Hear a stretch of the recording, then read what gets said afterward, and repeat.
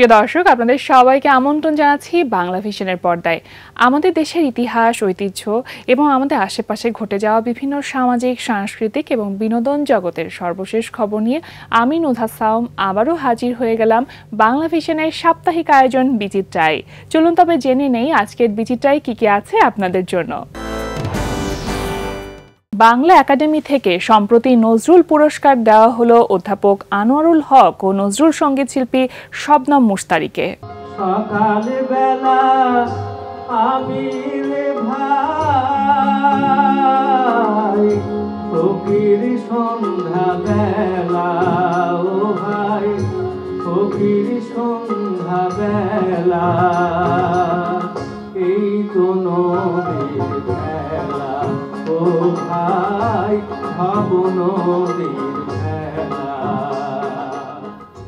নজরুল পুরস্কার উপলক্ষে 25 মে রবিবার বিকেলে একাডেমির আব্দুল করিম সাহিত্য বিশারদ মিলনায়তনে আলোচনা, পুরস্কার বিতরণ ও সাংস্কৃতিক অনুষ্ঠানের আয়োজন করা হয়। এতে প্রধান অতিথি ছিলেন বাংলা একাডেমির সভাপতি অধ্যাপক আবুল কাসেম ফজলুল হক। রবীন্দ্রনাথকে দেখা যায় যে পুরস্কার পাওয়ার পরে তার লেখা এবং কাজের গতি অনেক বেড়ে গেছে। নোবেল পুরস্কার অনেকে নেননি, যেমন ডাবল সার্চ পুরস্কার নেননি। তিনি নানা রকম যুক্তি দেখিয়েছেন যে এই কারণে আমি পুরস্কার নেব না। বর্ণটা কি, ওই যে নাট্যকার দীর্ঘদিন ছিলেন বার্নার্ড শো টাকা নিতে চাননি। তারপরে তার অনুরোধের পর তিনি টাকাটা ইংরেজি ভাষার বানান সংস্কারের জন্য একটা ভাষা বিষয়ক প্রতিষ্ঠানকে দান করে দেন। এক কথায় বলা যায় তিনিও তার টাকা নিতে চাননি। আর আমাদের এখানে বদরুদ্দিন ওয়াসাইব আছেন, তিনিও কোনো পুরস্কার নেননি। বাংলা একাডেমি পুরস্কার দিয়েছিল সেটা এখন থেকে আরো 40 বছর আগে। স্বাগত বক্তব্য প্রদান করেন একাডেমি মহাপরিচালক অধ্যাপক মোহাম্মদ আজম। অনুষ্ঠানে নজরুলের সাহিত্য চিন্তার কয়েক দিক শীর্ষক প্রবন্ধ উপস্থাপন করেন টাঙ্গাইল সরকারি সাদত কলেজের ইংরেজি বিভাগের সহকারী অধ্যাপক জগলুল আসাদ।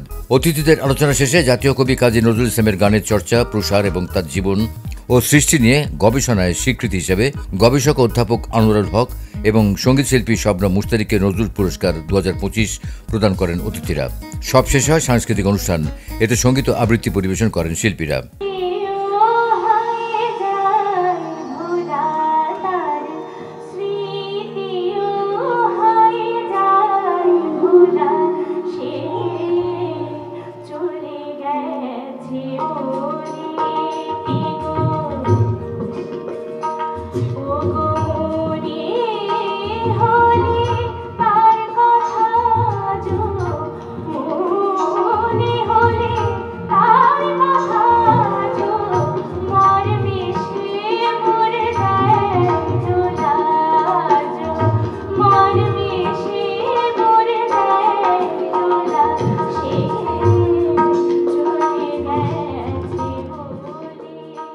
শিল্পকলায় সম্প্রতি শেষ হলো চতুর্থ বাংলাদেশ স্বল্পদৈর্ঘ্য ও প্রামাণ্য চলচ্চিত্র উৎসব 2025।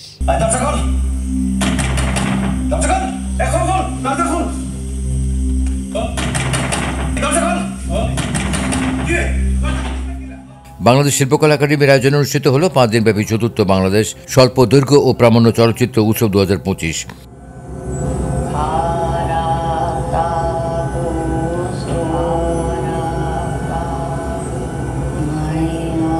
একাডেমির নাট্যকলা চলচ্চিত্র বিভাগের আয়োজনে এই উৎসব চলে 31 মে পর্যন্ত। প্রতিদিন সন্ধ্যা একাডেমি জাতীয় নাট্যশালা মিলনায়তনে অনুষ্ঠিত এই উৎসবে প্রতিদিন বিভিন্ন পরিচালকের একাধিক প্রামাণ্যচিত্র প্রদর্শিত হয়। প্রতিটি চলচ্চিত্রই এক একটি বিষয়ের উপর নির্মিত। চলচ্চিত্র শিল্পের প্রসার, বিকাশ এবং মানসম্মত দেশীয় স্বল্প দৈর্ঘ্য ও প্রামাণ্য চলচ্চিত্র প্রক্ষেপণ এবং অনুধাবন করা সহ চলচ্চিত্র সংশ্লিষ্ট সকলকে উক্ত উৎসবের মাধ্যমে চলচ্চিত্রের অন্তর্নিহিত তাৎপর্য এবং মানবিক ও সামাজিক মূল্যবোধ সৃষ্টি করাই এই উৎসবের লক্ষ্য ও উদ্দেশ্য। আপনি নাকি বললে তো বিশ্বাস করবেন না। সেদিন আমি আমার ঘরের রিডিং রুমে অফিসের কাজ করছিলাম, হঠাৎ দেখি রুমে এত বড় একটা রাস্তা।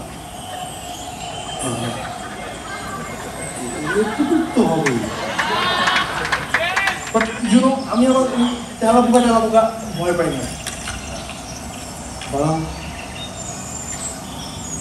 কিন্তু রুমের ভিতরে এই সাইজের একটা তেলাপোকা।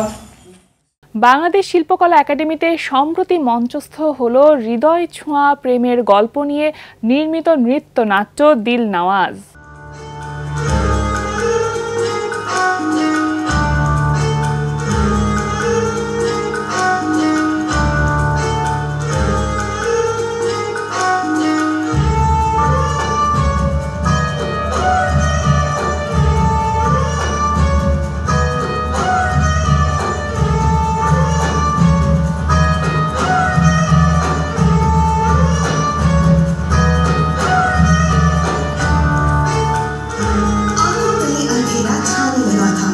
कमजोरी से हाथ कांपने लगे थे। बमुश्किल आखिरी चंद फूल पिरोकर उसने हार मुकम्मल किया। ऐन उसी वक्त शहजादा हस्बे रिवाज अपनी हसीन मलिका को साथ लिए हुए बाग में दाखिल हुआ। রাজপ্রাসাদে শাহজাদা শামসের সঙ্গে বেড়ে ওঠেন বাদী দিল নওয়াজ। তারুণ্যে দুজনের মধ্যে প্রেমের অনুভূতি তৈরি হয়, তবে মুখ ফুটে কেউ সেটাকে প্রকাশ করতে পারেন না। দিল নওয়াজ ভেবেছিলেন বাদী হয়ে শাহজাদাকে কিভাবে প্রেমের কথা বলবেন।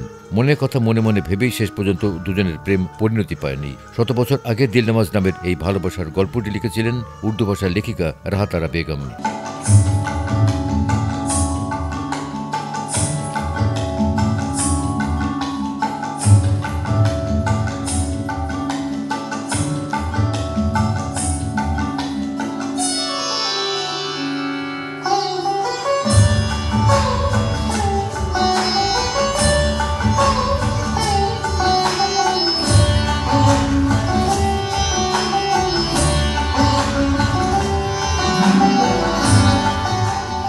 ভালোবাসার গল্প হিসেবে বিশ্বজুড়ে বেশ সমাদৃত হয়েছে নৃত্যনাট্য দিল নওয়াজ। এবার নৃত্যনাট্যটিকে ঢাকার মঞ্চে নিয়ে এসেছে সাংস্কৃতিক সংস্থা সাধনা। বাংলাদেশ শিল্পকলা একাডেমির জাতীয় নাট্যশালার প্রধান মিলনায়তনে মঞ্চস্থ হল দিল নওয়াজ।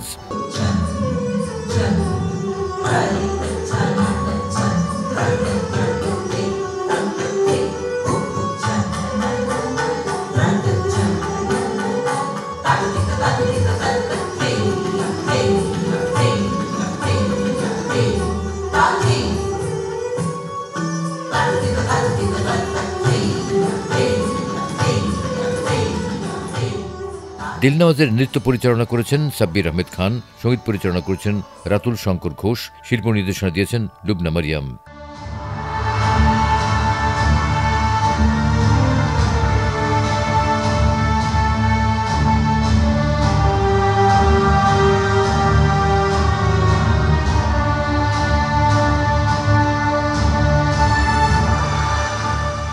দিল নওয়াজ ভূমিকায় নৃত্যাভিনয় করেছেন মুবাশশির কামাল। শাহজাদা শামসেরের ভূমিকায় অভিনয় করেছেন আবু নাইম ও রাজবধূর ভূমিকায় ছিলেন উম্মে হাবিবা। এছাড়াও একজাত নৃত্যশিল্পী অভিনয় করেছে এই নৃত্যনাট্যে।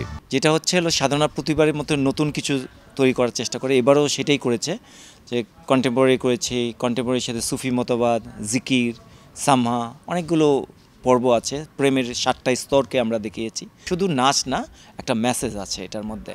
সেই মেসেজটা হচ্ছে আমাদের আত্মার সাথে পরমাত্মার যোগসূত্র।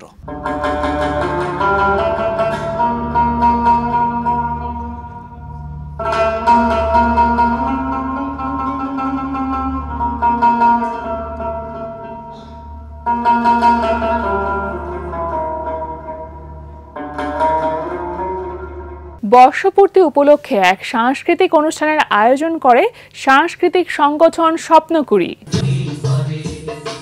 31 মে শনিবার সন্ধ্যায় রাজধানীর বিশ্ব সাহিত্য কেন্দ্র মিলনায়তনে সাংস্কৃতিক সংগঠন স্বপ্নকুড়ির 38 বছর পূর্তি অনুষ্ঠানের আয়োজন করা হয়।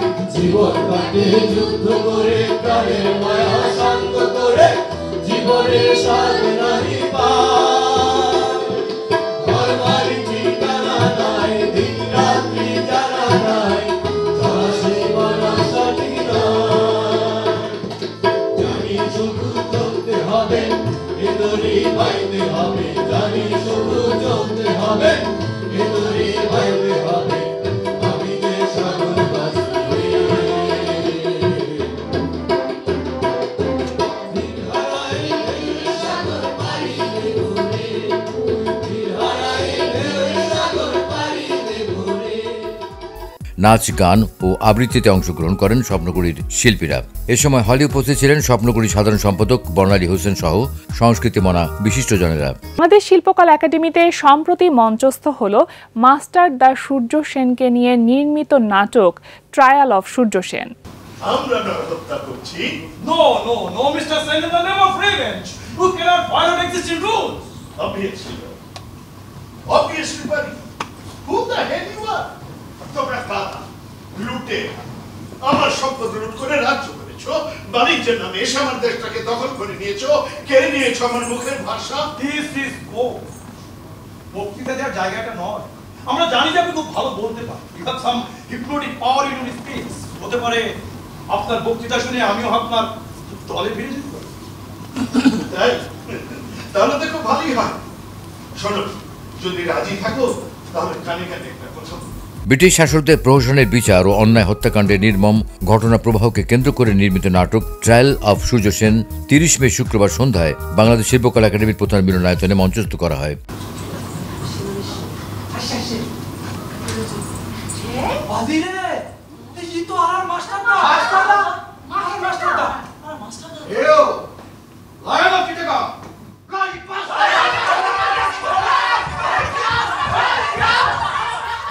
নাটক প্রদর্শনের আগে এক সংক্ষিপ্ত আলোচনার আয়োজন করা হয়। এ সময় মাস্টার দ্য সূর্য সেন সম্পর্কে আলোচনা করেন আলোচকরা। অতিথিদের আলোচনা শেষে মঞ্চস্থ হয় নাটক ট্রায়াল অফ সূর্য সেন।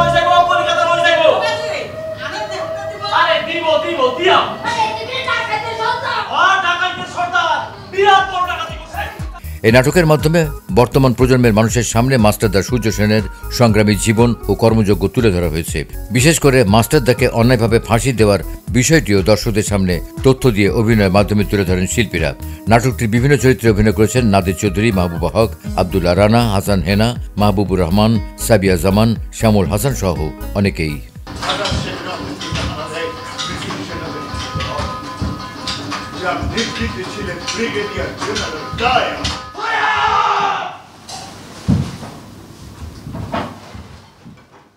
প্রিয় দর্শক, আপনাদের প্রত্যেকের জন্য মঙ্গল প্রত্যাশা করে শেষ করছি আজকের বিচিত্রা। বিনোদন জগতের সর্বশেষ খবর এবং আমাদের আশেপাশে ঘটে যাওয়া বিভিন্ন সামাজিক সাংস্কৃতিক অঙ্গনের খবর নিয়ে আবারও হাজির হয়ে যাব আগামী সপ্তাহে ঠিক একই সময়ে বাংলা ভিশনের পর্দায়। সে পর্যন্ত সকলে ভালো থাকুন, সুস্থ আর সুন্দর থাকুন। অবশ্যই বাংলা ভিশনের সাথেই থাকুন।